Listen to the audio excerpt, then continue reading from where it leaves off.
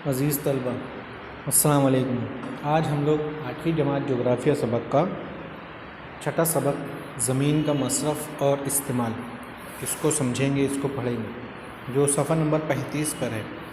जैसा कि हमें सबक के उन्वान से ये पता चल जा रहा है, समझ में आ जा रहा है कि ज़मीन के इस्तेमाल के ताल्लुक़ से हमको जो है मालूमात हासिल करनी है। ज़मीन पूरी दुनिया में एक जैसी नहीं, कहीं पर मोटी परत है ज़मीन की, कहीं पर पतली है, कहीं ऊंचाई है, कहीं नीचाई है, कहीं ढलवान है, कहीं पहाड़ी सिलसिले हैं तो कहीं घाटियाँ हैं, है ना। तो अलग अलग ज़मीन के एतबार से, अलग अलग सतह के एतबार से उसका इस्तेमाल भी अलग अलग है। लेकिन हमको इतनी डीप में मालूमात हासिल नहीं करनी, हमको कम पैमाने पर मालूमात करनी हम हासिल करनी है, और आगे चलकर आगे की क्लासेस के अंदर जो हमको इसके अंदर और तफसीली मालूमात हासिल करनी रहेंगी। यहाँ पर किताब के अंदर जो सबसे पहले मालूमात दी जा रही है या बताने की या समझाने की कोशिश की जा रही है वो ये कि हम लोग हमारे घर का मुशाहिदा करें।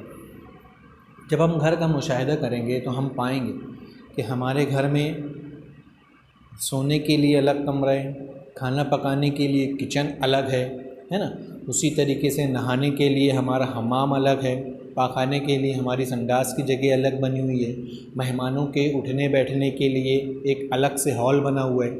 आप लोग देखो, हमारे पास जब हम ज़मीन लिए थे या कोई भी आप लोग किसी को घर बनाते हुए देखेंगे तो उसकी ज़मीन आप लोग देखेंगे तो वो ज़मीन एक चौकोन ज़मीन का टुकड़ा रहती है, या उसकी जो भी साइज़ रहे, 12-25 है, 12-40 है ना, 20-40 है, या 20-60 है, 27-50 है, जो भी उसकी साइज़ रहे उस साइज़ के हिसाब से वो रहता है। फिर वो इंजीनियर के पास जाता है, इंजीनियर उसके ऊपर जो है अलग अलग उस ज़मीन के हिस्से के अंदर बताता है कि यहाँ हम कमरा बनाएंगे, यहाँ से दरवाज़ा रहेगा, यहाँ दीवार रहेगी, यहाँ दादर रहेगा, यहाँ नहानी बनेगी, यहाँ हमाम बनेगा, यहाँ संडास बनेगी, यहाँ बैठने का कमरा रहेगा। तो ये हम ज़मीन को बांट रहे हैं, ज़मीन का इस्तेमाल कर रहे हैं अपनी सहूलत के हिसाब से।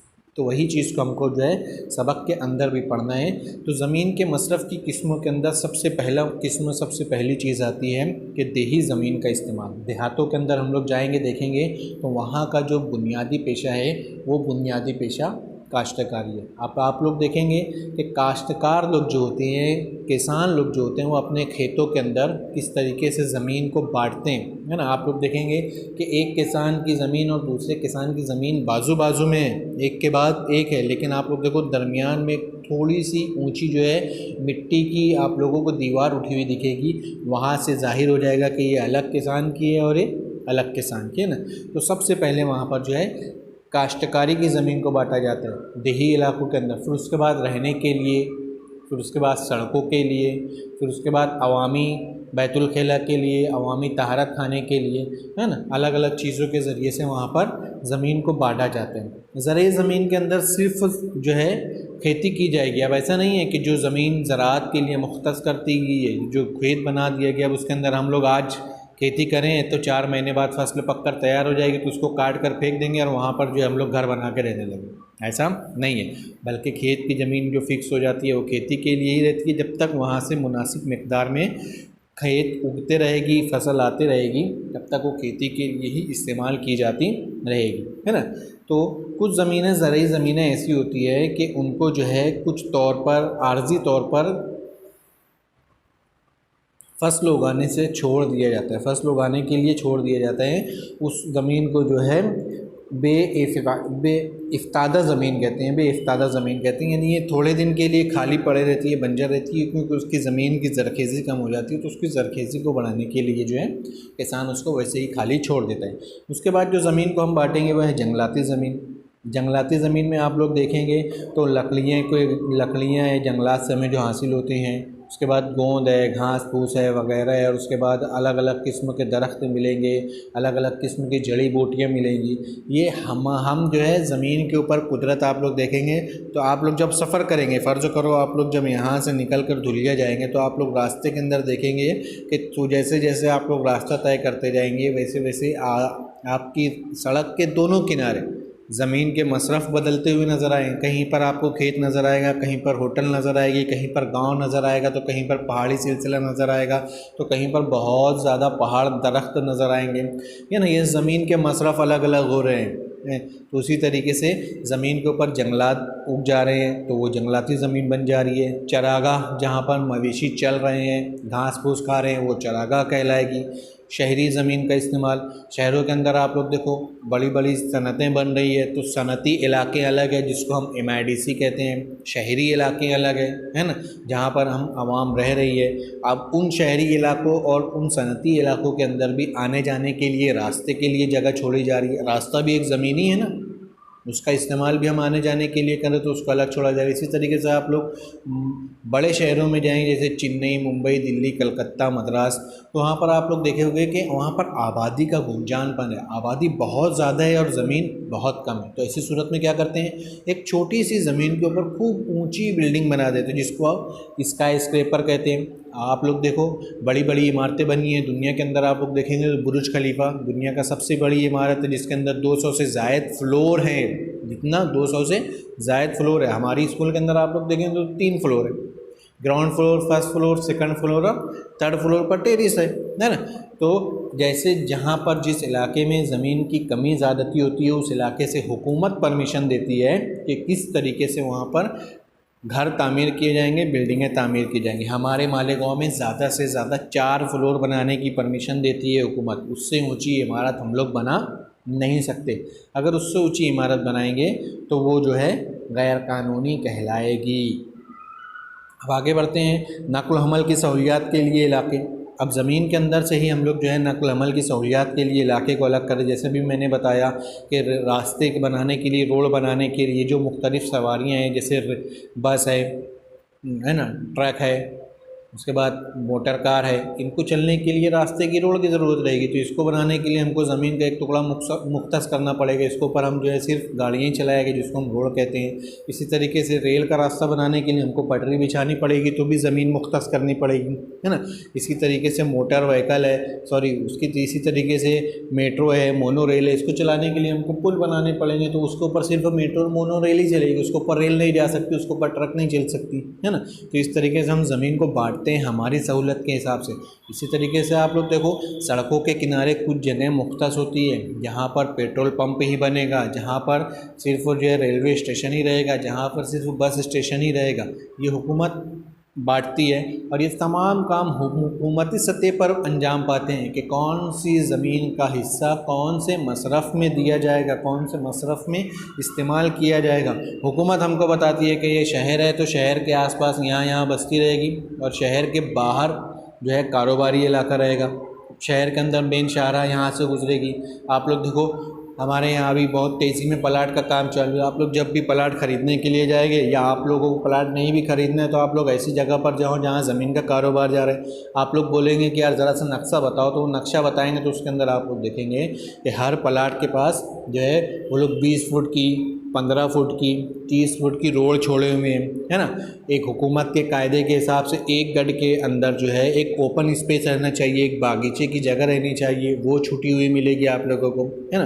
रोड और गटर बना कर देना पड़ेगा उन लोगों को, रास्तों के किनारे लाइट लगा कर देना पड़ेगा। तो ये तमाम सहूलत के साथ जो है वो लोग अपनी ज़मीनों को फ़रोख्त कर रहे हैं, बांट रहे हैं, है ना। इसी तरीके से यहाँ पर बहुत सारी चीज़ों के अंदर भी जो है ज़मीन के मसरफ़ को ठीक किया जाता है, इस्तेमाल किया जाता है। तफरीह के मकामात बनाए जाते हैं। बड़े बड़े शहरों में आप लोग जाएंगे, जैसे नासिक में हम लोग जाते हैं तो वहाँ हमको फाल्के गार्डन मिलता है, औरंगाबाद में जाते हैं तो वहाँ भी फाल्के गार्डन है ना। इस तरीके से हम जो है ज़मीन का इस्तेमाल कर सकते हैं और इसी ज़मीन का इस्तेमाल जो है, यही ज़मीन का इस्तेमाल जो है हमें दूसरी चीज़ों के लिए जो है बताता है कि हम लोगों को किस तरीके से चीज़ों को करना है। अब यहाँ पर सबक के अंदर हम लोग देखेंगे तो सबक के अंदर हमको बताया गया है कि किस तरीके से जापान और हिंदुस्तान की जो ज़मीन है उसके अंदर फ़र्क है ना, वो बताने की कोशिश की गई है। वहाँ पर एक तरसीम दी गई है, तरसीम के ज़रिए से हमको समझाने की कोशिश की गई है। देखो ये तरसीम है वो,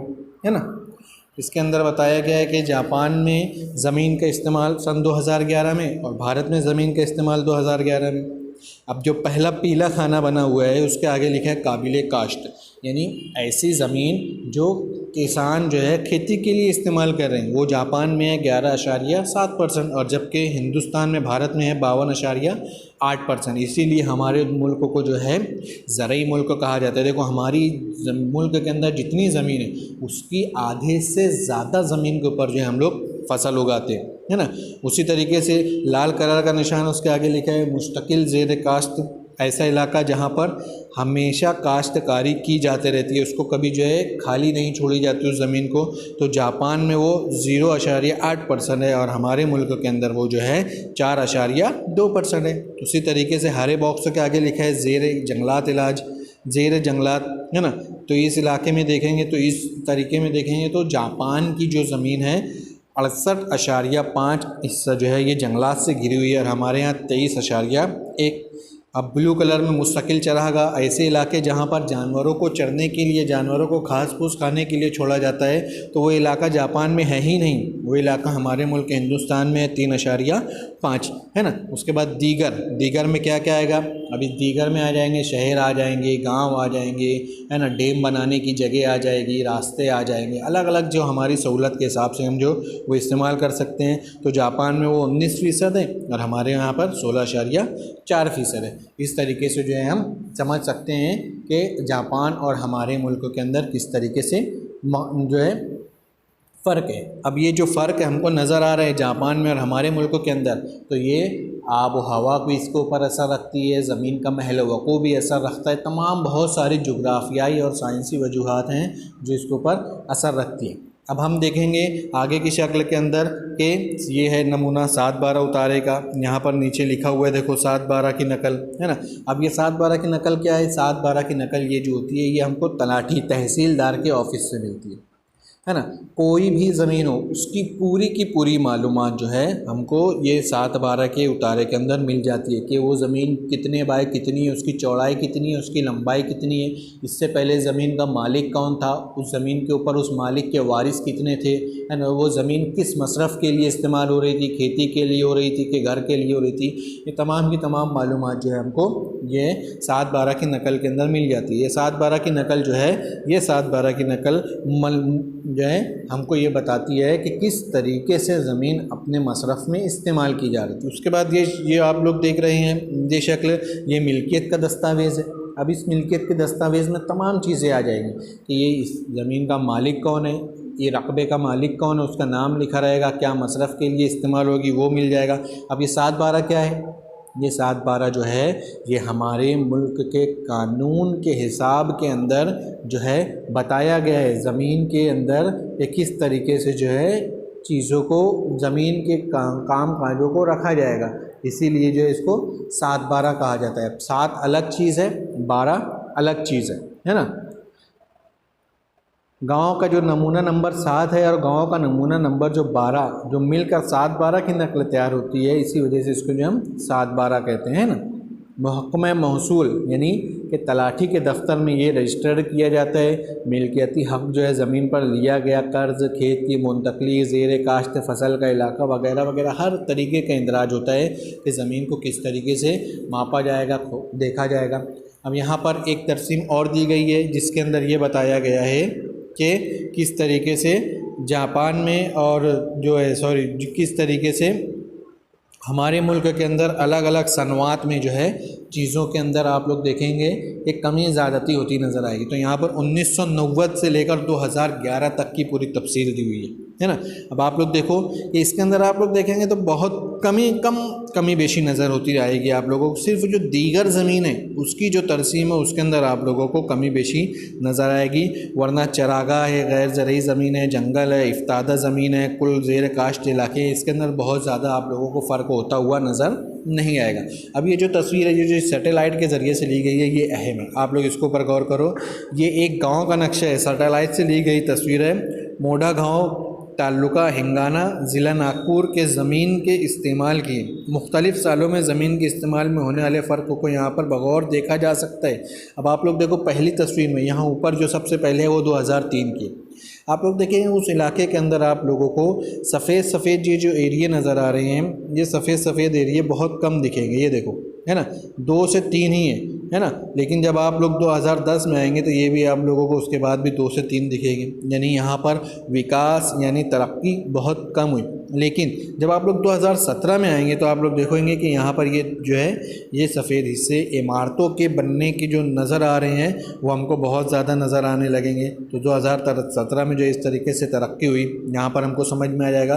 तो इस तरीके से हम ज़मीन के इस्तेमाल करते हैं, ज़मीन का इस्तेमाल करने के बाद उसके मसरफ़ को तय करते हैं, और मसरफ़ को तय करने के बाद हम पता लगाते हैं, हम इस्तेमाल करते हैं, हमको मालूम पड़ता है कि हम ये ज़मीन को किस इस्तेमाल लेंगे। जैसे मैंने आप लोगों को एकदम छोटी सी सिंपल सी मिसाल दी, आप लोग उसको जहन में रखो। जैसे मिसाल के तौर पर फ़र्ज़ करो कि ये हमारे ये ज़मीन है, इसके ऊपर हमको घर बनाना है। अब घर बनाने के लिए हम क्या करेंगे, फ़र्ज़ करो यहाँ से रास्ता है, इधर बाजू में भी घर आएगा और इधर बाजू में भी घर आएगा यहाँ पर, है ना। तो हम क्या करेंगे, अब ये रास्ता है तो हमारे घर का एंट्रेंस भी होना, तो हम सबसे पहले क्या करेंगे, ये जो रास्ते के पास यहाँ पर जो है हम लोग दरवाज़ा छोड़ेंगे कि हम इस ज़मीन के अंदर यहाँ से दाखिल होंगे। अब जब ज़मीन के अंदर यहाँ से दाखिल होंगे तो यहाँ पर हम लोग संडास बाथरूम बनाएंगे, है ना। ये इतना इलाका राहदारी के लिए रहेगा, आने जाने के लिए रहेगा। फिर यहाँ पर जो है हम लोग इतना हॉल बनाएंगे, फिर इसको बीच में से बांटेंगे, इस कोने में किचन रहेगा, इस कोने में सोने का कमरा रहेगा। तो हम लोग ज़मीन के एक छोटे से टुकड़ों को फिक्स कर रहे हैं और बता रहे हैं कि किस तरीके से हम उसका इस्तेमाल करेंगे, है ना। तो इस तरीके से इस्तेमाल, ज़मीन को बांटना, ज़मीन को इस्तेमाल के लायक बनाना जो है ये ज़मीन का इस्तेमाल कहलाता है, ज़मीन का मसरफ़ कहलाता है। ये सबक के अंदर जो समझाया मैं समझता हूँ आप लोगों को समझ में आया होगा। उसके बाद भी अगर कोई दुश्वारी, कोई परेशानी है तो आप लोग मुझसे स्कूल में आकर 9:30 से 12 के दरमियान मुलाकात कर सकते हैं। अस्सलाम वालेकुम।